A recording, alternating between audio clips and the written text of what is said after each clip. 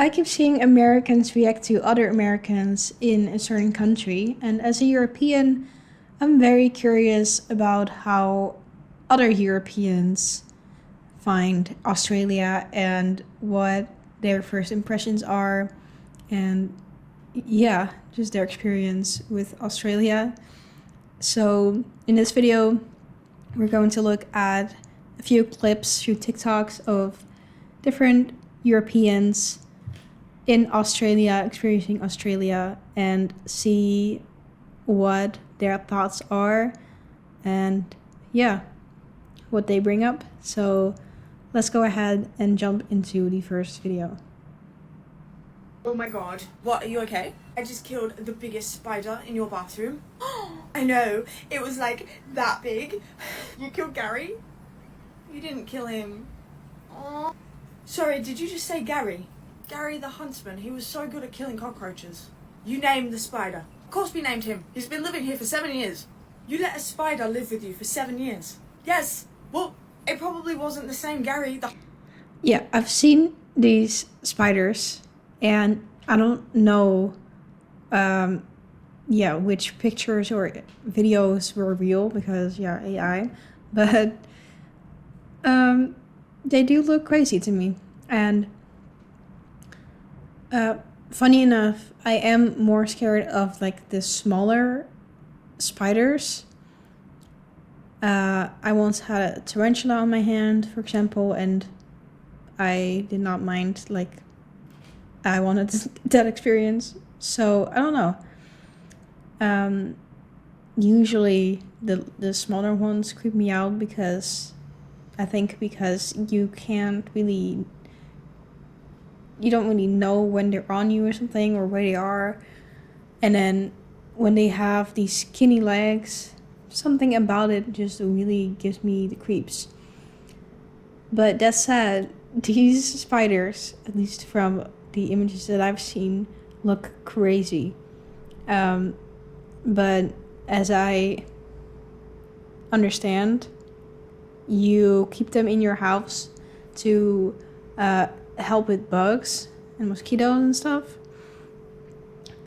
So I can see how that can be beneficial, and if they don't really bother you or anything, if they just keep in their own spots. But yeah, I don't know, do they ever like fall on your face or anything? Because I have seen some people saying that, but I don't know if they were just trolling or if that actually happens, because that would be a no-go for me. But I don't know how you would even go about removing the spider from your home. How you can capture it to set it outside or something. I don't know, but again, I guess if you're fine with it, then it can be beneficial with helping your home stay clear of bugs. But it's still a little crazy to me. Whole time, it was probably his kid and then his kid. But look, you just killed the whole family line of Garys. I think you're overreacting just a little bit. Me overreact? You're here like, oh my god, that's a big spider. It's a spider. Come on, just move out of its way. I feel like I shouldn't be getting attacked right now. Probably what Gary's last words were. Yeah, but you didn't care, did you? Okay, you Australians need to get a grip. I'm gonna go find Gary's babies and tell them what happened. Let's go to this next video.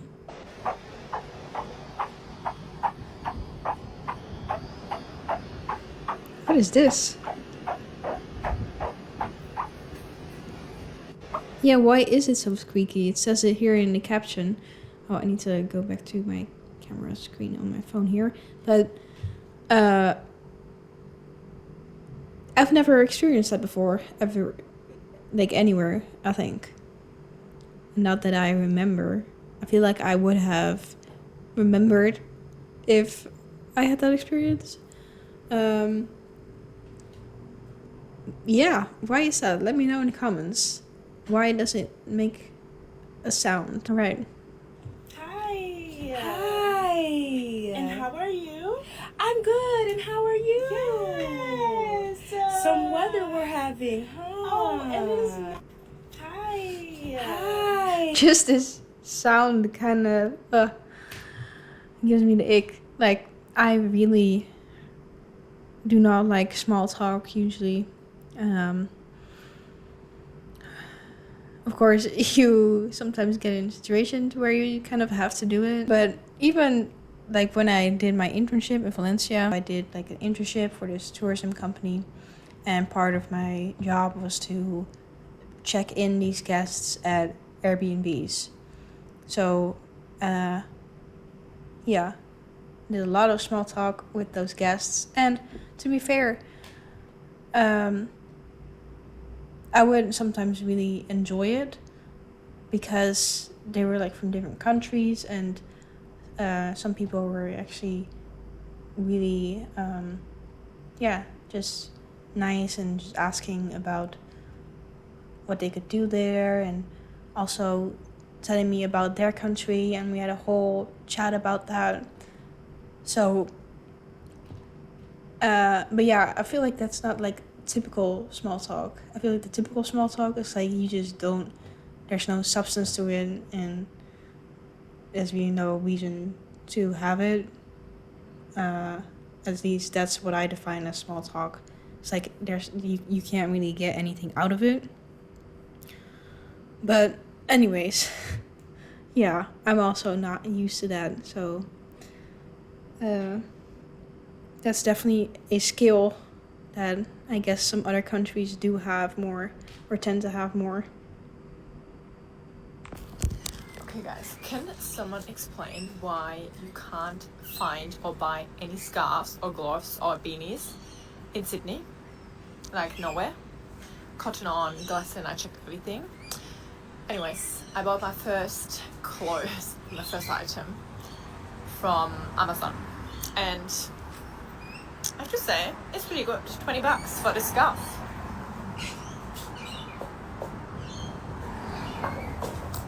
What do we think? I think it's cute. Yeah, that is pretty cute. I wonder where she's from as well. I don't know if she sounded a bit like German there, but that doesn't really make sense in my head, that you wouldn't be able to find stuff for the winter there. Well, on one hand it does, on one hand it doesn't, because I would think maybe, I don't know, because the winters are less prevalent, is that the word? I don't know. But because you usually have this hot weather, and then for a few months you might have colder weather, I guess. And it also depends on in which part of Australia you are, I guess. But so that's why I could see that you might not have that much for like the winter in terms of clothes. But I also would assume that if you're Australian, maybe you tend to be more cold in winter because you're more used to hot weather. So I don't know how that works. Let me know in the comments as well, like, thoughts about that and what Australian winters are like, because I don't really know that much about Australian winters. So definitely let me know. Okay. Been doing a lot of reflecting, and I realized that I've picked up a lot of really random habits since moving to Australia, so I thought I would list them for you. First of all is drinking coconut water. Drinking coconut water is not a thing in Denmark. I actually don't even think you can buy it anywhere, and I'm pretty sure everyone thinks it's disgusting. Here, I'm drinking coconut water every single day. You can get... I'm kind of surprised that she says it's not a thing in Denmark. I thought they just have coconut water everywhere. Like, you can definitely get it in the Netherlands. So, I don't know. I would assume they have it in Denmark as well, but... Get it in, like, every 7-Eleven, every supermarket. It's everywhere. and I love it. The other one is I've started going for walks. This is obviously not exclusive to Australia. People walk in other places. In Copenhagen, I used to walk everywhere, but I didn't go for walks. And I think it's probably because I had to walk everywhere anyways. Like, I was getting like 10,000 steps no matter what. Here, I have to like go for walks because otherwise I'm not getting my steps in. So another one, and this is super niche. Sorry, my throat is still kind of messed up a little bit, but that's interesting point that she pointed out there, because if you don't know, in the Netherlands where I'm from, it's also really walkable, which is probably a really big difference to Australia, or again, depending on where you are, maybe in Australia. But overall, I guess the Netherlands is more walkable, and then you might tend to walk more as a form of just transportation. So that distinction from walking as like transportation to actually mindfully going on a walk just to walk is a bit of a difference.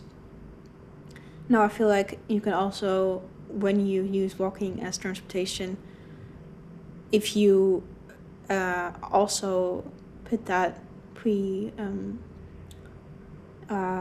like that notion in your mind of, okay, I'm just going for this nice walk, then you can kind of combine it. But I do feel like when you just go for a walk, it can be really relaxing and good for your overall health, like your mental health, your physical health. It's just one of those things that can make a big difference, I feel like. Anyways, that was a whole rant. Let's go to the next video.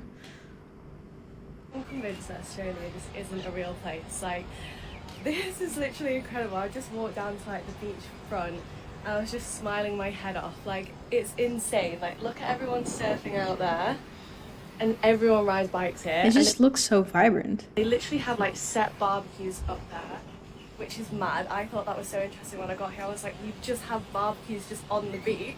Got myself an Australian coffee because it actually is the best coffee in the world. But I love it here, guys. I actually love it. Like, it's insane. If this isn't your sign to move to Australia, then I don't know what is. I wonder, I guess it's different for different people, but I wonder if there are like people who move to Australia and then after a certain amount of weeks, the honeymoon effect kind of wears off, because I have seen people say that sometimes, because maybe some people think that they really like hot weather, and then when you get that, you're like, oh wait, no, maybe not like always or this much. But I don't know